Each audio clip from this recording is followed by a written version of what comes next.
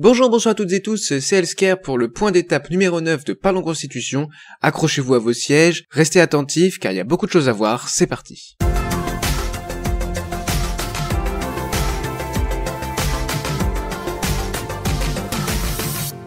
Alors pour rappel, un point d'étape, qu'est-ce qu'on fait? On résume tout ce qu'on a vu jusqu'à maintenant, donc il y a vraiment beaucoup de choses parce qu'on est déjà à 36 épisodes quand même, c'est pas mal. Alors qu'est-ce qu'on avait vu? On avait vu qu'il fallait un État avec une constitution écrite, que l'objectif de cette société est de rechercher le bonheur de tous et de chacun. La constitution étant dépendante du contexte social, politique, etc., il n'y a pas de constitution parfaite, mais on a un postulat pour cette série, c'est qu'il existe une constitution meilleure que les autres pour un contexte donné, afin de réaliser tel objectif. Ensuite, sur la souveraineté et la séparation des pouvoirs, on avait dit que la souveraineté était nationale, devait être nationale, mais qu'elle appartenait au peuple. La volonté de la nation et la recherche du bien commun sont ce qui nous ont permis de choisir entre la souveraineté nationale et la souveraineté populaire notamment.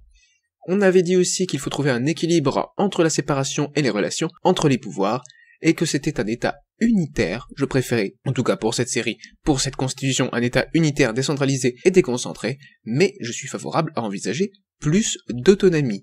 La mise en place d'un nouveau régime, comment est-ce que ce nouveau régime pourrait être mis en place? Via une révision constitutionnelle, probablement dérogatoire, avec une constituante citoyenne avec des débats publics, des propositions et des arguments par tous les Français, et cette constituante citoyenne serait assistée par un conseil de sages en droit, en histoire et en sciences politiques.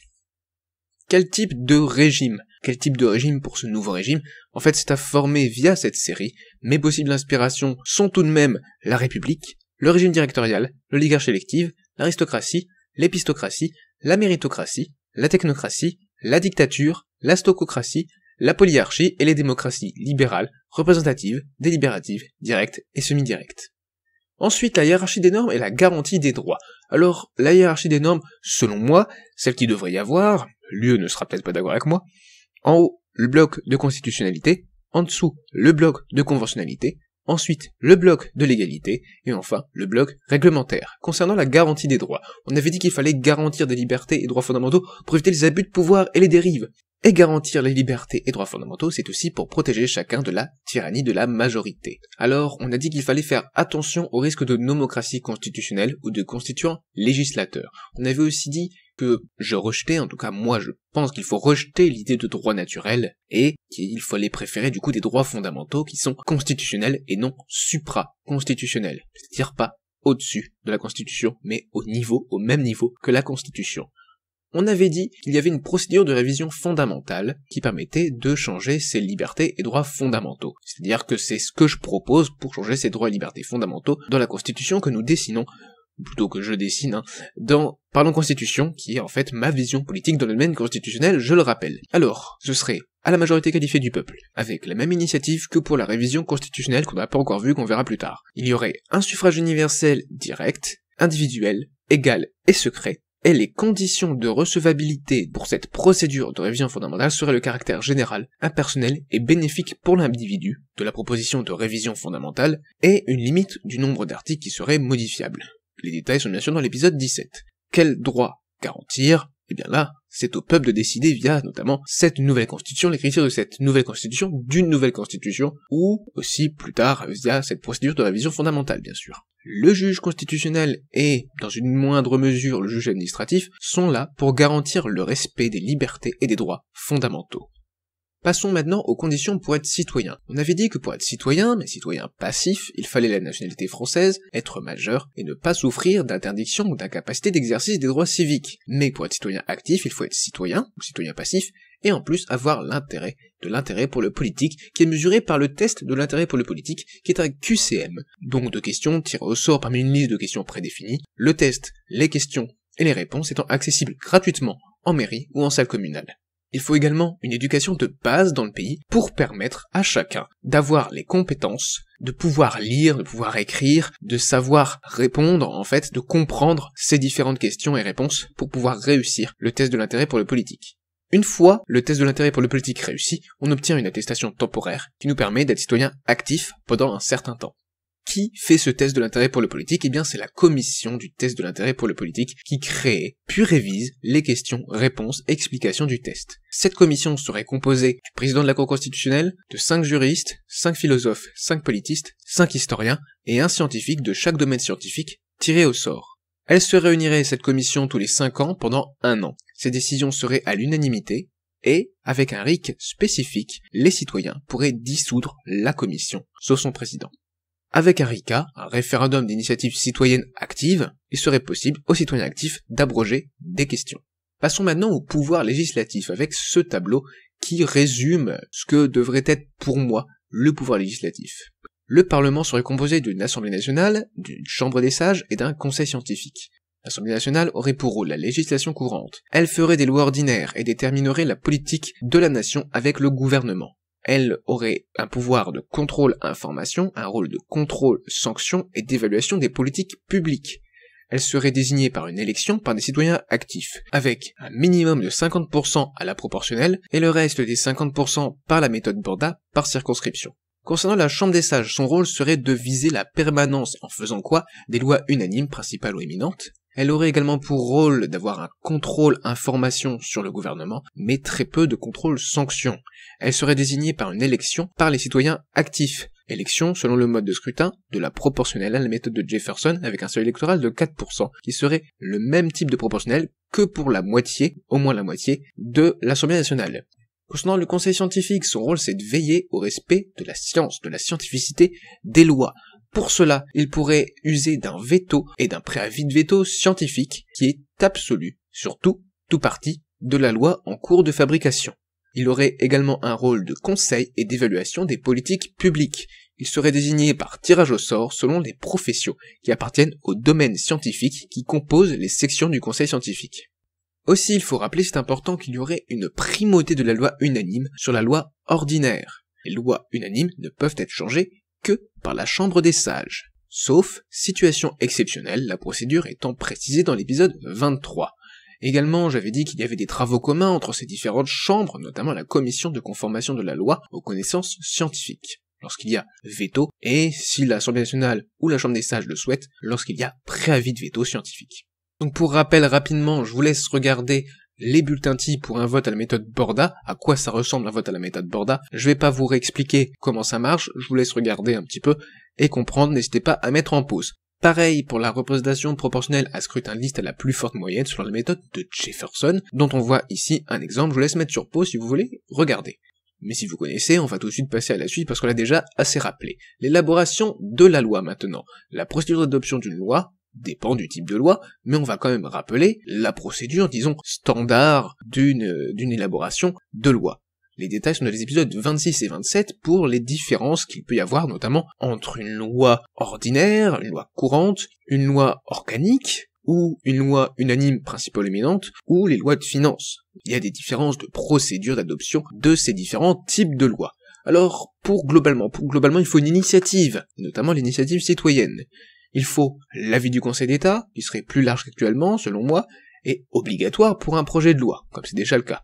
Il faut aussi déposer ensuite au Parlement cette proposition de loi ou ce projet de loi. Il y a un délai en plus entre ces dépôts et la discussion en séance, c'est-à-dire qu'on ne peut pas tout de suite discuter en séance après le dépôt au Parlement d'une proposition ou d'un projet de loi.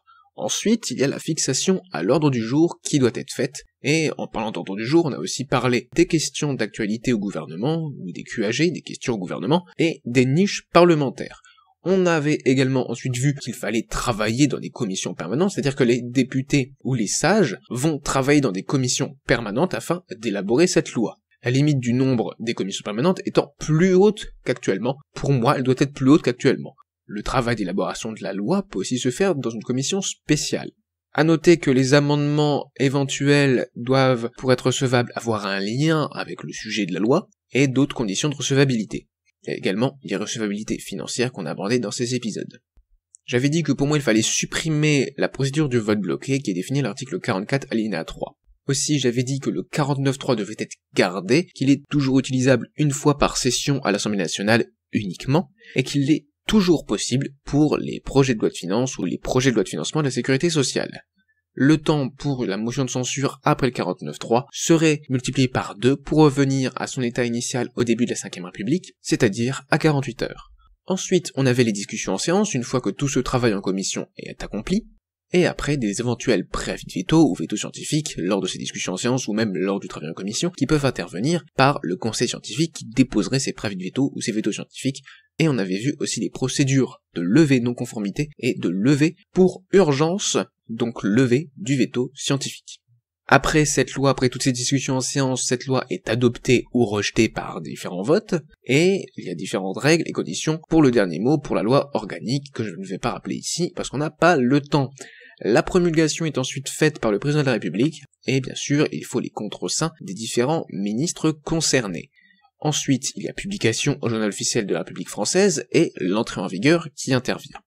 Passons maintenant à un autre sujet, les prises de décision dans les 3 assemblées du Parlement. Alors globalement, en fait, on avait vu différents sujets, l'organisation générale dans ces assemblées, donc le règlement, le contrôle de constitutionnalité, le vote d'une résolution pour modification du règlement, les groupes politiques et les organes, le scrutin secret, le président de l'assemblée, le président de séance, le bureau et les questeurs, la conférence des présidents, les sessions ordinaires, extraordinaires et de plein droit, bref, on avait abordé tous ces sujets dans l'épisode 27. Ensuite, qu'est-ce qu'on avait dit ? Quelques nouveautés dans cet épisode 27, ici c'est pas toutes les nouveautés que j'ai proposées dans l'épisode 27, mais quelques-unes, les principales disons, les nouvelles procédures de vote en commission et en séance, dont la méthode Borda revisitée avec vote modifiable, majorité spéciale possible, etc., etc., et le vote par approbation pour l'unanimité au sein de la Chambre des Sages. Autre nouveauté importante qu'il est bon de rappeler dans ce point d'étape, les procédures de gage à la Chambre des Sages, j'envoie ici à l'épisode 26, la partie 1, petit 7, le principe d'irrecevabilité financière. On continue, quelle autre nouveauté importante dont il faut rappeler, il s'agit du fonctionnement par section, correspondant au domaine scientifique, au conseil scientifique. C'est-à-dire qu'au conseil scientifique, il y a des sections qui correspondent au domaine scientifique, et non pas des commissions. Passons maintenant à d'autres sujets, le gouvernement, et aussi on va parler des ordonnances. Le gouvernement dirige l'administration, la diplomatie, la force publique et militaire, et met en œuvre la politique de la nation, les lois et les politiques publiques. Ici c'est un résumé de ces rôles en fait. Quoi d'autre? De quoi est-il composé? Il est composé de différents membres de ce gouvernement, qui sont nommés. Les directeurs, les 3 directeurs, des ministres, dont des ministres d'État, des ministres délégués, des secrétaires d'État, et parfois des hauts commissaires. Il n'y a pas de hiérarchie, en tout cas juridiquement, peut-être politiquement, mais juridiquement, non, il n'y a pas de hiérarchie entre ces différents membres du gouvernement, ces différents postes, ces différentes fonctions. Les chefs du gouvernement, comme je viens de le dire, ce sont 3 directeurs. Ils sont nommés par le président de la République, ils dirigent et coordonnent l'action du gouvernement, et proposent les ministres à nommer au président de la République. Président de la République qui doit nommer, conformité avec ce qui a été proposé par les 3 directeurs, les ministres. C'est une compétence liée du président de la République. Et les directeurs, en plus, je rajoute, ils président le gouvernement. Enfin, un par un, selon une rotation mensuellement égale chaque année. Etc., etc., sur les directeurs, sur le gouvernement, on avait dit bien sûr d'autres choses, mais on ne peut pas tout rappeler ici. Le gouvernement, pour résumer, est le réel pouvoir exécutif, comme dans les régimes parlementaires. Les ordonnances maintenant, les ordonnances qui sont démocratiques, car il y a une habilitation par l'Assemblée nationale. Pourquoi sont faites ces ordonnances? C'est pour avoir une législation plus rapide, et pour décharger le Parlement, une décharge du Parlement sur le gouvernement, pour certains sujets, comme la codification ou le passage de directives européennes dans le droit français. Mais ça peut aussi servir au gouvernement pour court-circuiter le Parlement. Donc c'est au Parlement de faire attention de ne pas habiliter le gouvernement à venir justement le court-circuiter, c'est que si l'Assemblée nationale a envie. Les ordonnances sont impossibles, c'est important de le dire, pour les lois organiques, les lois de finances et les lois de financement de la sécurité sociale, et il y a des modalités spéciales pour les ordonnances sur les lois unanimes, qui sont possibles, mais avec des conditions supplémentaires, les détails sont dans l'épisode 33. Aussi, s'il y a un projet de loi de ratification qui n'est pas déposé dans les délais ou qui est rejeté, alors il y a caducité des ordonnances. Passons maintenant à la suite, le président de la République. Le président de la République, il est élu. Pourquoi? Parce qu'on a besoin de compétences, d'indépendance, de responsabilité et de consentement. Les détails sont dans les épisodes 29 et 30. On ne peut pas tout rappeler ici, bien sûr, c'est un point d'étape. Les nouvelles modalités d'élection pour le président de la République. Ce serait un suffrage universel direct, donc ça change pas, avec une élection par tous les citoyens, actifs comme passifs. L'élection serait par contre par la méthode Borda modifiée, comme pour la moitié des députés. Le président de la République peut être révoqué, renversé, par un référendum d'initiative citoyenne révocatoire à la majorité absolue des citoyens. En cas de vacances ou d'empêchement, la présidence reviendrait au président de la Chambre des Sages, ou à défaut, au gouvernement, mais avec des pouvoirs amoindris, c'est-à-dire que certains pouvoirs et articles seraient non applicables. Le chef de l'État a un rôle d'arbitre, de gardien et de représentant droit. Il n'a pas un rôle de chef de l'exécutif, par exemple, ou de chef militaire. Concernant les principales nouveautés à ce sujet, en plus de ça, notamment pour ses pouvoirs, il y aurait en fait ce pouvoir, cette fonction pour le président de la République de défendre la stabilité du régime et la bonne application des valeurs et objectifs politiques de la Constitution, donc d'un point de vue politiquement, et non d'un point de vue juridique, puisque ça, ce serait plutôt pour la Cour constitutionnelle. Également, il autorise ou pas, il peut décider de ne pas autoriser la dissolution de l'Assemblée nationale ou la motion de censure. Par contre, il ne peut l'ordonner seul. Mais encore, le président de la République ne peut qu'assister au Conseil des ministres, et il ne peut pas y parler. Et il est un arbitre militaire, mais il n'est pas un chef militaire. Il donne son avis en cas d'arbitrage, s'il faut arbitrer des points de vue opposés, des points de vue conflictuels, des décisions compliquées entre les chefs militaires et les chefs politiques que sont les directeurs, ou même le ministre des Armées. Aussi, il garde un pouvoir important militairement. Tout de même, il s'agit du pouvoir du feu nucléaire, qui ne s'effectue par contre qu'après consultation de l'état-major. Passons maintenant à cette partie 10, la responsabilité politique de l'exécutif. Le gouvernement est responsable devant le Parlement, mais pas devant le président de la République. C'est un régime moniste. Pour moi, il doit y avoir un régime moniste.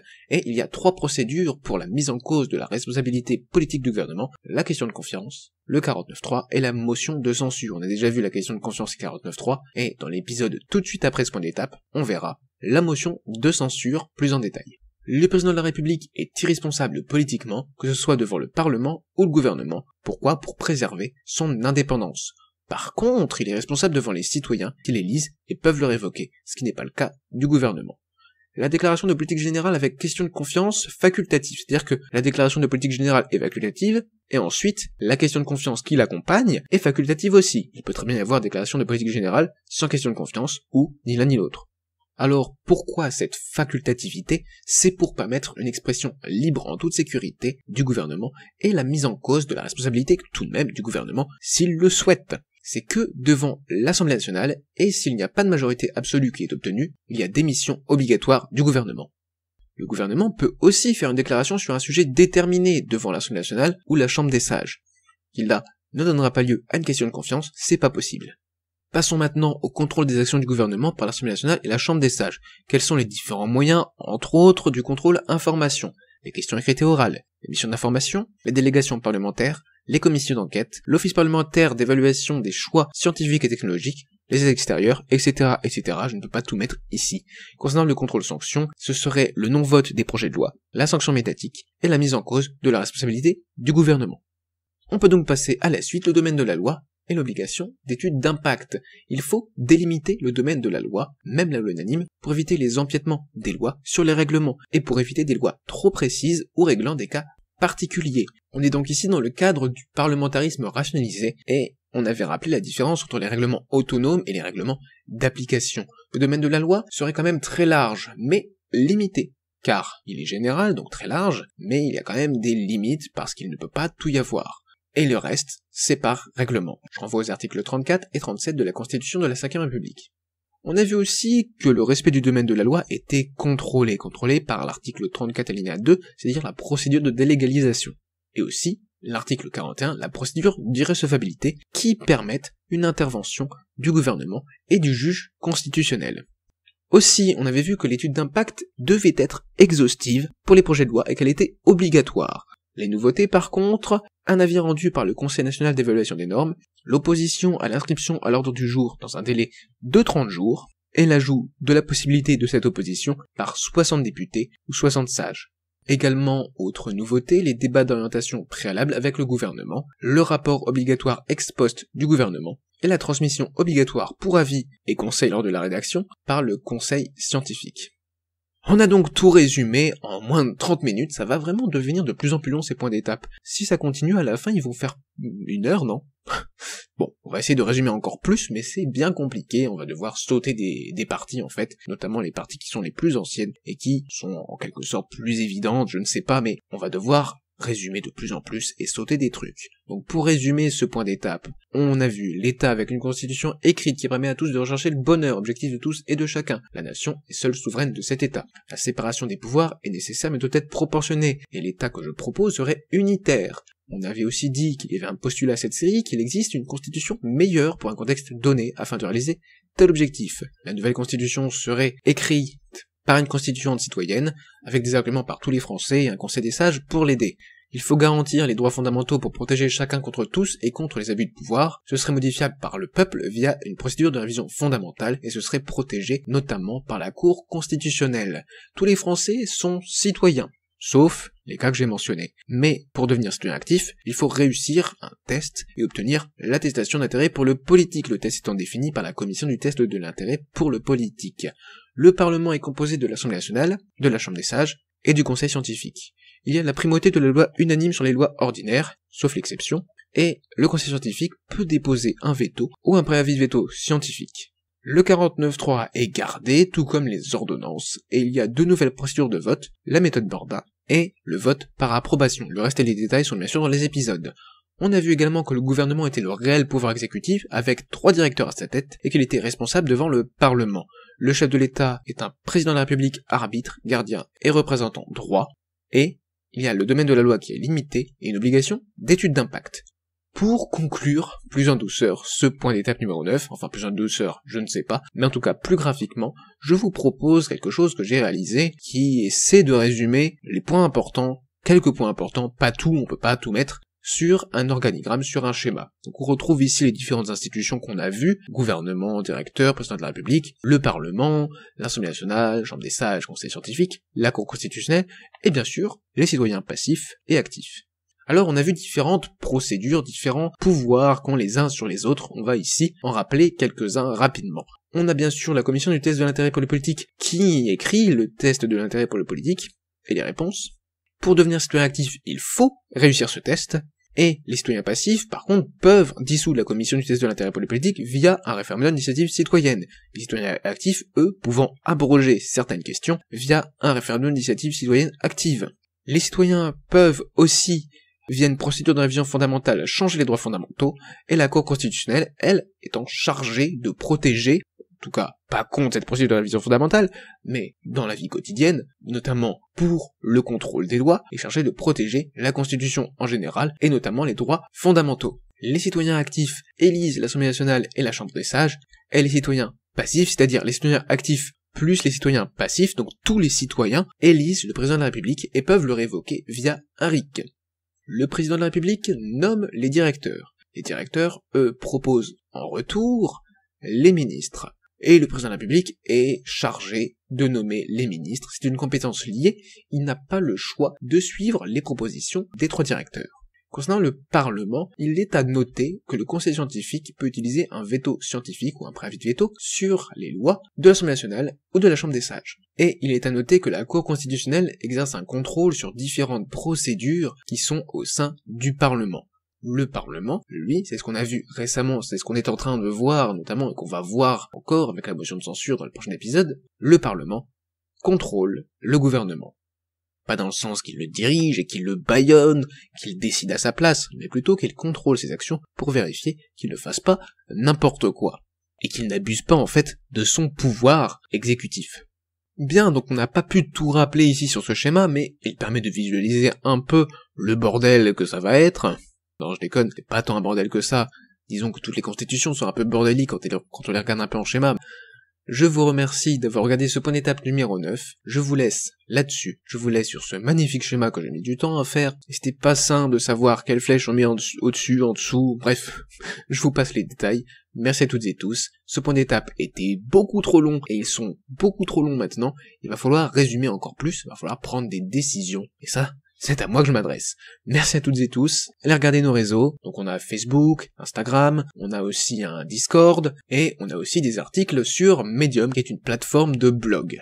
Merci encore, j'arrête pas de le répéter, mais vraiment merci de regarder ces points d'étape. Ça permet de résumer, ça permet aussi de montrer que vous regardez attentivement la série, et je vous remercierai jamais assez pour ce que vous permettez à cette série, ce que vous permettez, ce que vous me donnez comme courage quand je vois les vues, quand je vois les likes, quand je vois les commentaires, ça me permet de garder le courage de continuer cette cette série et de continuer de vous présenter ma vision politique dans le domaine constitutionnel. C'était Elsker, et à bientôt. Pourquoi ? Pour la motion de censure dans l'épisode 37. Allez, salut.